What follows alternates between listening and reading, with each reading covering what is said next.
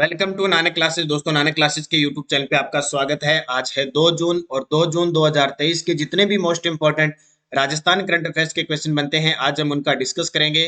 पूरा वीडियो ध्यान से देखना और लास्ट में मैं आपसे क्वेश्चन पूछूंगा जिनके जवाब आपको कमेंट बॉक्स में देने हैं। आज हम चर्चा करेंगे, मांड गायिका बैतुल बेगम को राजस्थान गौरव पुरस्कार मिला। पुलिस कमिश्नरेट द्वारा गैंगस्टर क्लीन बोल्ड अभियान चलाया जा रहा है और राजस्थान देश में सर्वाधिक दूध उत्पादन करने वाला राज्य बन चुका है। तो स्टार्ट करें आज की क्लास। पूरे तथ्य, पूरे बूस्टर डोज के साथ ये क्लास हम देखेंगे। डेली 8 बजे आपको क्लास, संडे के दिन वीकली और फिर मंथली क्लास मिलती है। कल आपको 8 बजे मई महीने के टॉप जितने भी क्वेश्चन थे वो मिल चुके हैं।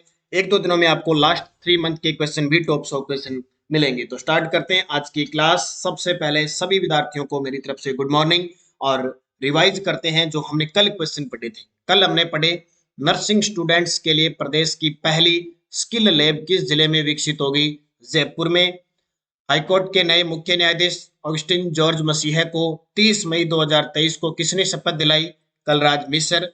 Centre for excellence for road and building construction किस जिले में बनेगा? जयपुर में। और प्रदेश में 16 से 18 जून को किसान मेले का आयोजन कहाँ किया जाएगा? जयपुर में। पालनहार योजना का नोडल विभाग सामाजिक न्याय व अधिकारिता विभाग। और राजस्थान बजट 2023-24 में कितनी राशि से लोक कलाकार कल्याण कोष के गठन को मंजूरी की घोषणा की है? 100 करोड़। अब रोज अपने एक क्वेश्चन कोई बजट का या आर्थिक समीक्षा का रोज लास्ट में पढ़ा करेंगे, ये भी इंपॉर्टेंट है। ये आपको यहाँ क्लास दे दी। कल मैंने पोस्टर के माध्यम से वन लाइनर क्वेश्चन आपको दे दिए, टेलीग्राम पे क्विज मैंने डाल दी, पीडीएफ आपको दे दी। एक साथ कम से कम 24 घंटों में 5 बार अगर आप एक प्रश्न को पढ़ रहे हो तो आने वाली कोई भी परीक्षा उसमें राजस्थान का करंट आपका गलत नहीं होगा। कल एसआई का रिजल्ट आ चुका है तो एसआई की नई भर्ती आने वाली है। पीटीआई के रिजल्ट आ चुके हैं, पीटीआई की नई भर्ती आएगी। तो आप तैयारी में रहो, बस तैयारी करते रहो, निरंतर मेहनत करते रहो, भर्तियां सारी आ जाएगी। बस इंतजार जिसने करते रहे वो पीछे रह जाएगा। तो स्टार्ट करें आज की क्लास। एक बार सेशन को शेयर कर दो सारे विद्यार्थी, वीडियो को लाइक कर दो और चैनल पे नए हैं तो सब्सक्राइब कर लो। बहुत सारे विद्यार्थी कहते हैं कि सर नोटिफिकेशन नहीं आता, तो सब्सक्राइब करने के बाद आप बेल आइकन का घंटा दबा लो ताकि आ जाए। नहीं आए तो एक बार अनअबिस करके दोबारा उसको कर लो तो आपके पास नोटिफिकेशन आ जाएगा। बाकी 8 बजे टेलीग्राम पे लिंक आता है, टेलीग्राम ज्वाइन रखना। पहला प्रश्न देखो, बहुत ही इंपॉर्टेंट है अपने राजस्थान के लिए। केंद्रीय पशुपालन मत्स्य विभाग द्वारा जारी बुनियादी पशुपालन सांख्यिकी 2022 के अनुसार देश में सर्वाधिक दूध उत्पादन करने वाला राज्य बना है। इससे पहले भी मैंने आपको बताया था। अब केंद्रीय पशुपालन व मत्स्य विभाग की बुनियादी पशुपालन सांख्यिकी 2022 रिपोर्ट आई है। उसके अनुसार देश में सर्वाधिक दूध उत्पादन करने वाला राज्य कौन सा बन गया? राजस्थान। बहुत बड़ी बात है। सबसे ज्यादा पशुधन अपने देश में यूपी में है और 2 नंबर पे अपना राजस्थान आता है। 2 नंबर पे राजस्थान आता है। लेकिन वर्तमान में सर्वाधिक दूध उत्पादन करने वाला राज्य कौन सा बन गया? राजस्थान। ये तो एक बहुत अच्छी बात है। राजस्थान सरकार ने अपने सरकारी विद्यालयों में कक्षा 1 से लेकर 8 तक बच्चों को स्कूल में दूध पिलाना, सप्ताह में हर रोज जितने दिन स्कूल लगेगा दूध पिलाया जाएगा। और ये देखो कितनी बढ़िया बात कि राजस्थान टॉप आ गया सर्वाधिक दूध उत्पादन करने में। पूरी डिटेल पढ़ें। राजस्थान। केंद्रीय पशुपालन मत्स्य विभाग द्वारा जारी बुनियादी पशुपालन सांख्यिकी 2022 के अनुसार देश में राजस्थान सर्वाधिक दूध उत्पादन करने वाला राज्य बना है। वर्ष 2021-22 के दौरान देश में कुल दूध उत्पादन 221.6 मिलियन टन रहा। टोटल पूरे भारत के अंदर 2021-22 में कितना रहा? 221.06 मिलियन टन रहा। शीर्ष 5 प्रमुख उत्पादक राज्यों में राजस्थान में इसमें टोटल का 15.05%। 2 नंबर पे उत्तर प्रदेश आता है 14.93%। तीसरा मध्य प्रदेश आता है 8.06% और फिर आता है गुजरात 7.56%। यानी अपने राजस्थान के पड़ोसी पड़ोसी। WHO की ओर से 280 ग्राम प्रति व्यक्ति दूध उपलब्धता अनुमोदित की है। यानी WHO ने 280 ग्राम प्रतिदिन प्रति व्यक्ति यानी प्रतिदिन प्रति व्यक्ति दूध उपलब्ध है। लेकिन राजस्थान के अंदर देखो प्रति व्यक्ति दूध उपलब्धता कितनी है? 870 ग्राम प्रति व्यक्ति है। कितना? 870 ग्राम प्रति व्यक्ति दूध उपलब्ध है अपने राजस्थान के अंदर। तो इस मामले में राजस्थान पूरे भारत के अंदर टॉप पे है। किस मामले में? दूध उत्पादन में। अब ये तथ्य हो गया आपके लिए। अब देखो डोज, क्योंकि दूध पीते हैं तो उसके साथ एनर्जी डोज भी चाहिए। अब देखो डोज क्या है? Booster dose. वर्ष 2022-23 में प्रचलित मूल्यों पर, प्रचलित मूल्य का मतलब क्या था, जो वर्तमान मूल्य होता है, पशुधन क्षेत्र का सकल मूल्य वर्धन 1.76 करोड़ अनुमानित है। राजस्थान राज्य में पशुधन क्षेत्र से होने वाली आय में दूध, अंडे और मांस का प्रमुख योगदान होता है। यानी कृषि और पशुधन क्षेत्र है, तो इस पशुधन के अंदर सबसे ज्यादा दूध का, फिर राजस्थान के अंदर मांस का और फिर अंडे का योगदान है। जैसे देखो, टोटल पशुधन के क्षेत्र में देखें तो दूध का 82.62% योगदान है, मांस का 5.37% योगदान है और अंडे का 0.68। तो ये डिटेल आपकी पूरी की पूरी आई।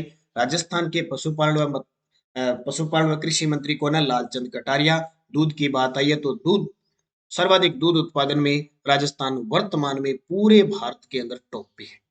दूसरा प्रश्न, वित्त वर्ष 2022-23 में पवन ऊर्जा उत्पादन में सालाना आधार पर उच्चतम वृद्धि के लिए किस राज्य को पुरस्कृत किया जाएगा? आज तो राजस्थान ही राजस्थान का नाम आ रहा है।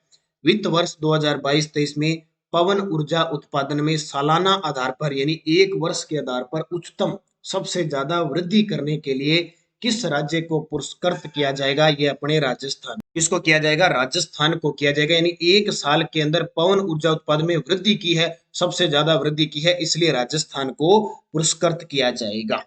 ये देखिए, वित्त वर्ष 2022-23 में पवन ऊर्जा उत्पादन में सालाना आधार पर उच्चतम वृद्धि के लिए राजस्थान को पुरस्कृत किया जाएगा।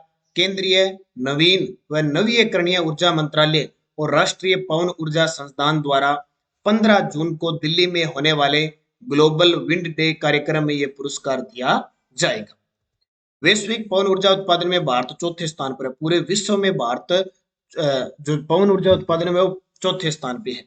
प्रदेश में पवन ऊर्जा की उत्पादन क्षमता 15 गीगावाट वार्षिक करने के लिए 25,000 करोड़ रुपए का निवेश किया गया। कितना? 25,000 करोड़ रुपए का निवेश किया गया है। तो अब याद रखना है कि राजस्थान ने अच्छी वृद्धि की है और राजस्थान पवन ऊर्जा उत्पादन में सालाना आधार पर टॉप पे रहा है। वैसे पवन ऊर्जा उत्पादन के मामले में राजस्थान अभी चौथे स्थान पे है। ठीक है, सबसे ज्यादा तमिलनाडु, गुजरात और यहाँ पवन ऊर्जा का उत्पादन होता है। क्षमता, यानी उत्पादन और क्षमता में अंतर होता है, ध्यान रखना। क्षमता भी इतनी हो सकती है इन संयंत्रों से, उत्पादन जितना सालाना हो रहा है। अब देखो बूस्टर डोज, थोड़ी सी आर्थिक समीक्षा की क्या कंडीशन है। पवन ऊर्जा राजस्थान में सबसे ज्यादा संभावना अपने जैसलमेर के अंदर, उसे पंखों की नगरी कहते हैं। देखो बूस्टर डोज कहती है कि आर्थिक समीक्षा 2022-23 के अनुसार गैर परंपरागत ऊर्जा स्रोत उत्पन्न ऊर्जा, पवन ऊर्जा से उत्पन्न ऊर्जा 3030.35 मेगावाट है। सौर ऊर्जा से हमें मिलती है 3348.60 मेगावाट और बायोमास से मिलती है 101.95 मेगावाट। अब एक चीज याद रखना, अभी ईओआरओ में एक प्रश्न आया था, शायद ईओआरओ में आया था कि राजस्थान में सबसे ज्यादा किस राज्य के अंदर 10 गीगाबाइट से अधिक सौर ऊर्जा उत्पादन क्षमता के भंडार, यानी क्षमता है। तो राजस्थान के अंदर प्रश्न है। अब राजस्थान में लगभग 16,060 मेगावाट सौर ऊर्जा उत्पादन क्षमता है।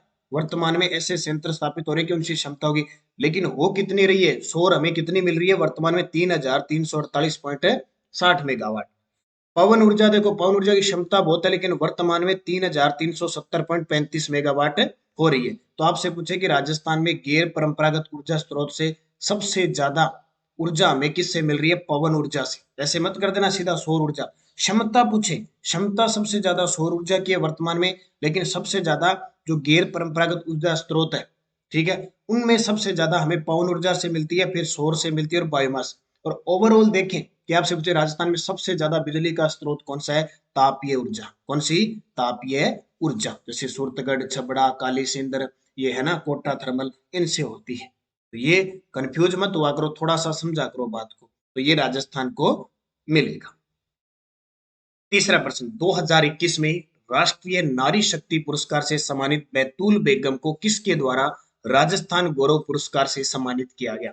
तस्वीर आपके सामने 2021 की बात है। नागौर जिले की निवासी, मूल निवासी नागौर जिले की, वर्तमान जयपुर में रह रही है, मांड गायिका है बैतूल बेगम। इन्हें राष्ट्रपति के द्वारा राष्ट्रीय नारी शक्ति पुरस्कार दिया गया और अब इन्हें हमारे राजस्थान के राज्यपाल कलराज मिश्र ने राजस्थान गौरव पुरस्कार से सम्मानित किया। किससे? राजस्थान गौरव पुरस्कार से सम्मानित किया।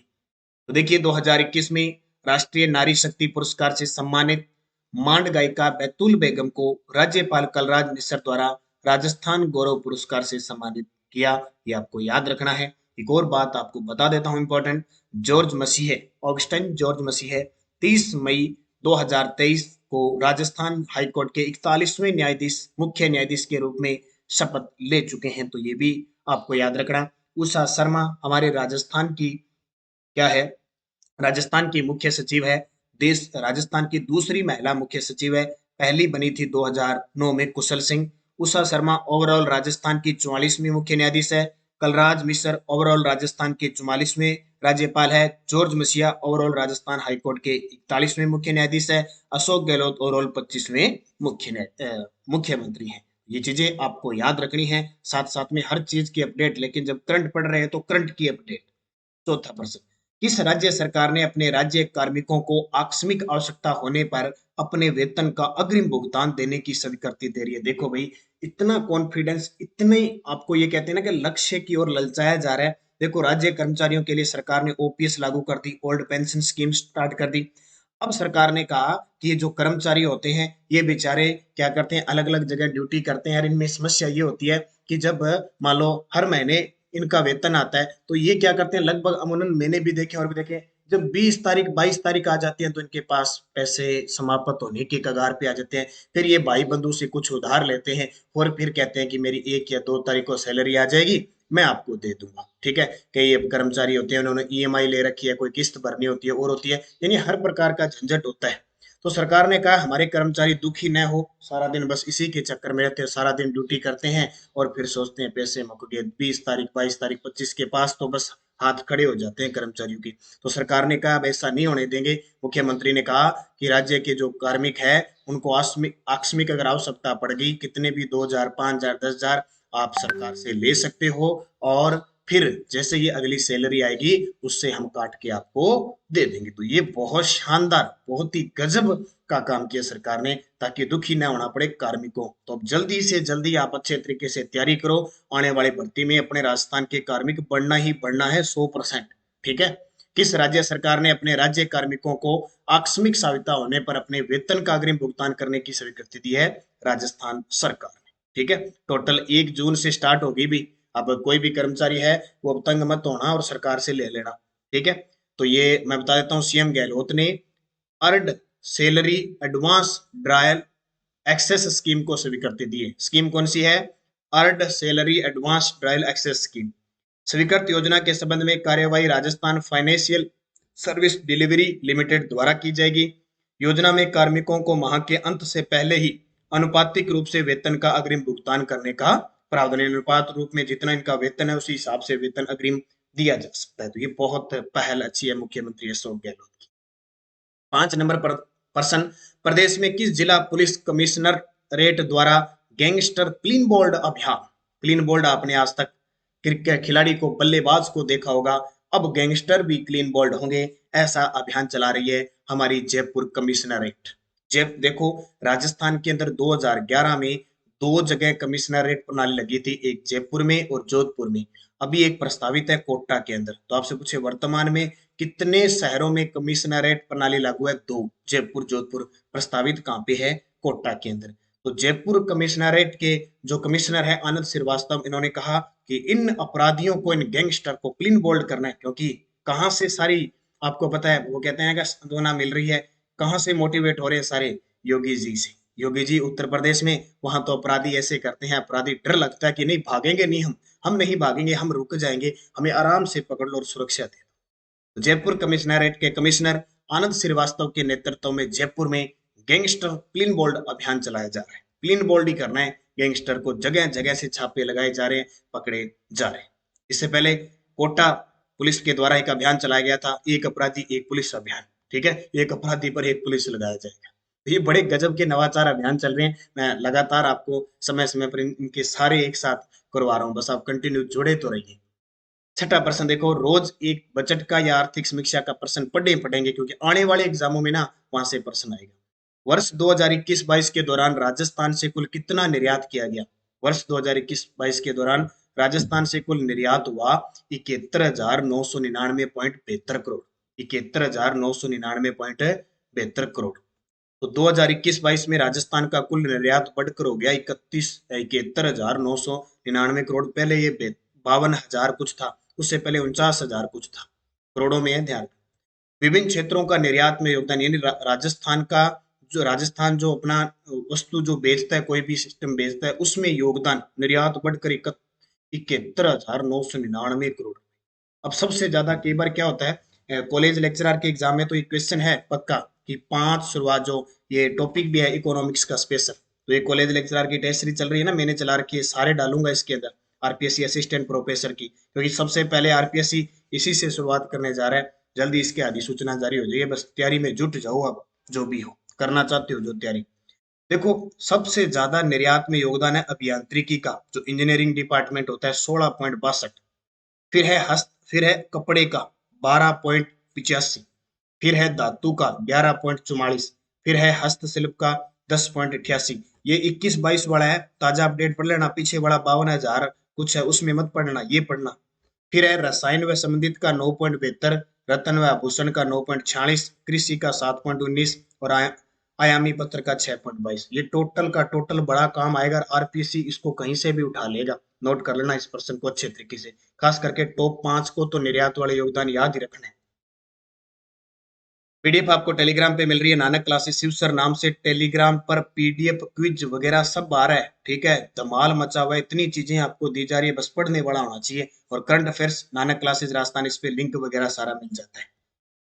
पिछले वीडियो का क्वेश्चन क्या था, 42वीं senior national shooting ball championship में राजस्थान की पुरुष टीम ने किस राज्य की टीम को हराया था और स्वर्ण जीता? उत्तर प्रदेश। केवल तो प्रश्न कोई उल्टा पड़ा, उत्तर राजस्थान दे रहे हैं, तेरे पूरे प्रश्न को पढ़ा करो, बस कमी यही तो है अपने में कि हम पढ़ते बहुत है लेकिन प्रश्न को नहीं ढंग से पढ़ते, तभी तो हम पेपर में जाके मात खा जाते हैं। हाईकोर्ट के नए मुख्य न्यायाधीश ऑगस्टिन जॉर्ज मसीह को 30 मई 2023 को किसने शपथ दिलाई? गहलोत साहब ने, कलराज मिश्र, उषा शर्मा या फिर द्रौपदी मुर्मू? सही जवाब आपको कमेंट बॉक्स में देना है। यस्टरडे रोज आपके लिए अरबी फारसी शोध संस्थान कहाँ पे है? टोंक में। बाबूजी के भोपों का वाद्य यंत्र रावण हत्ता। राजस्थान का लोक वाद्य यंत्र सुशीर वाद्य यंत्र है कौन सा? अलगोजा। तीज गीतों का गायन किस माह में होता है? सावण में। और रबाब, चिक्कारा और चौतारा किसके वाद्य यंत्र है? तत्व वाद्य यंत्र। ये पांचों रोज 9 बजे की क्लास आती है, उसमें आपको पूरा अच्छे तरीके से बताया जाता है, क्वेश्चन दिया जाता है। अब आपके लिए 5 क्वेश्चन जो रात 9 बजे मैंने आपको क्लास दी थी।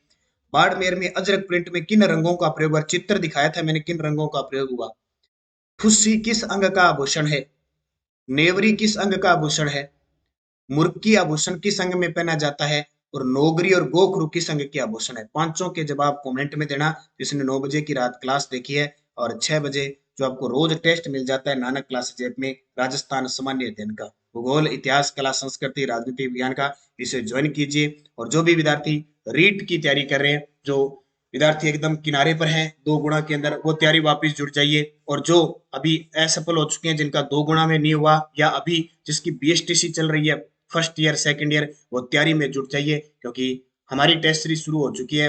रीट मेंस की रीट मेंस की भी स्टार्ट हो चुकी है, और प्री की आज स्टार्ट कर देंगे। मेंस एक पूरा टॉपिक के हिसाब से टेस्ट होगा, और खुद मैं रीट लेवल फर्स्ट के लिए था, तो मुझे हर चीज का अनुभव है।